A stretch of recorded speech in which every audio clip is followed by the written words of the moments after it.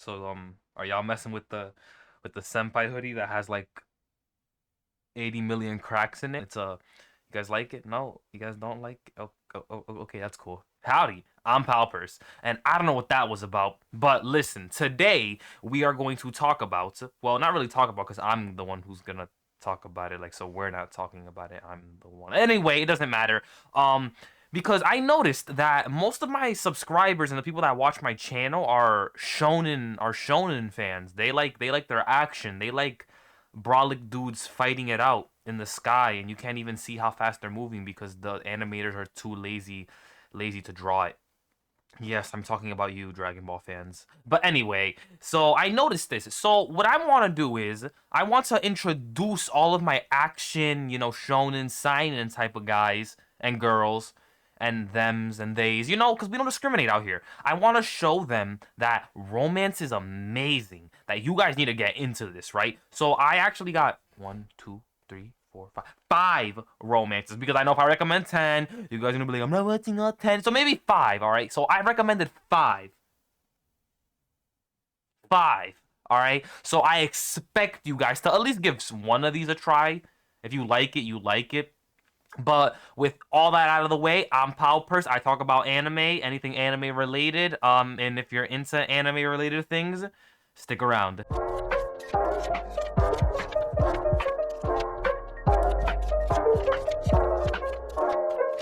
So, first anime I'm going to recommend is Say I Love You. And Say I Love You revolves around Mei Tachibana. Mei Tachibana is a girl who wants to keep to herself. She's like the girl that you see in school that really like doesn't have that many friends, sticks to herself, doesn't dress that well. Like that's the type of girl she is. But she's also the type of girl who would defend herself. Like she isn't like a shy character. No, she just chooses to be alone because, that's her, and ends up meeting Yamato Kurosawa. And Yamato Kurosawa is a guy of like, girls love this guy. Think of it like the star football player, like the captain. This is Yamato, right? And he gets all the girls he wants, right? Like no problem. But he isn't. They don't think of him as a jock, because he isn't. He's actually a very charismatic character, despite him getting all these females. And he digging Mai a little bit. Mai not digging him back, or May's not digging him back, and the story revolves around them and their relationship, and see how it grows. I personally have not finished this because my friend was watching it at the same time, and I use his Verve account, so I didn't want to interrupt him, so I never really finished it. But I'm gonna get back into this, but I highly recommend it. With the 5 episodes I watched, bro, it's a banger. Next on my list is My Love Story, and My Love Story follows Takeo Goda. And Takeo Goda is a pretty big guy, not the most attractive. He's very how do I put this? I don't know.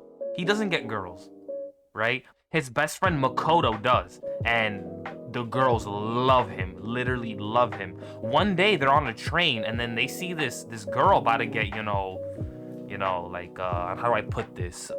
Assaulted, and my boy Goda don't play that. So my boy Goda saves her, and they start linking up, him and the girl, and then it's history from there. And if you're interested in that, I highly recommend that show. I really do. Next on my list is Blue Spring Ride. And Blue Spring Ride follows Futaba Yoshioka. I think I said that correctly. But the story basically follows her and her childhood best friend. Well, not really her best friend, but a boy she met in her childhood, and how it was one of the sweetest boys she's ever met, and she kind of like, fell in love with him I think she was in middle school when she fell in love with this kid.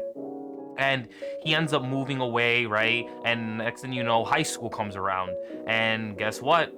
The same dude's in her high school. And Ko is not the same boy he was before. Ko is different right now. So it follows the story of them two and how the relationship grows throughout, the year. Next on my list is a classic, and it's Clannad. And Clannad follows Tomoya Okozami? Yo, I am sorry, I am butchering their names, but it follows Tomoya Okozami and Nagisa Furukawa. And this, like, I don't even know how to explain this story because it is so deep, but I'll give you the premise of it. Tomoya Okozami? I don't know how to say his last name. And Nagisa Furukawa. And basically it just shows how the relationship evolves throughout school. And the second season is when it gets really good because it's when everyone grows up. So the first season is like, you know, building the connections with all the characters, and then it's like, you know, the after story, which is why it's called Clannad After Story. But you guys need a why. Like I don't even have words to explain this, because if I explain it, I'm gonna spoil it, and I'm not gonna spoil it for you because this show is literally something that I believe everyone should watch before they die. So do yourself a favor and go watch it. And the final show on my list is Watakoi, also known as Love is Hard for Otaku. And Love is Hard for Otaku follows Narumi Momose. And Narumi Momose is an otaku. And if you don't know what an otaku is, it is basically a person who is like, I mean, it's not like a weeb, but basically she's obsessed with anime. She's obsessed with anime, video games. Like she's just obsessed with anything that, like, you know, revolves the geeky space. And she works for a company. And in that company, she meets her childhood best friend, Hirotaka Nifuji. I probably butchered that, but do not hate on me.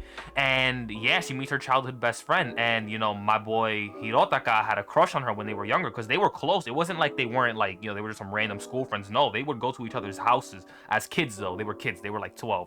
And she ends up meeting him again. And, you know, one thing led to another. And the story follows them two weebs trying to find love, in essence.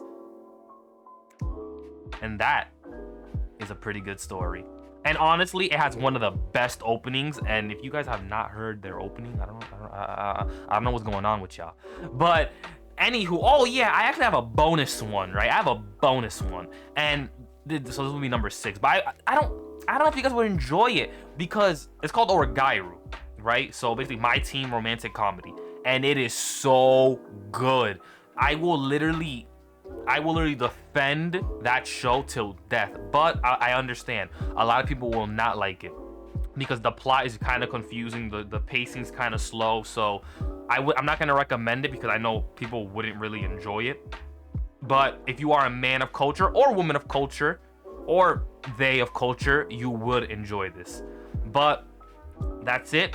Those are the 5 animes that I recommend everyone should watch before they die. If you guys enjoyed this, you know, like, subscribe, comment any other animes that I kind of missed or that you guys would prefer other people watch. But with that out of the way, I'm just a weeb, and what do I know? Goose.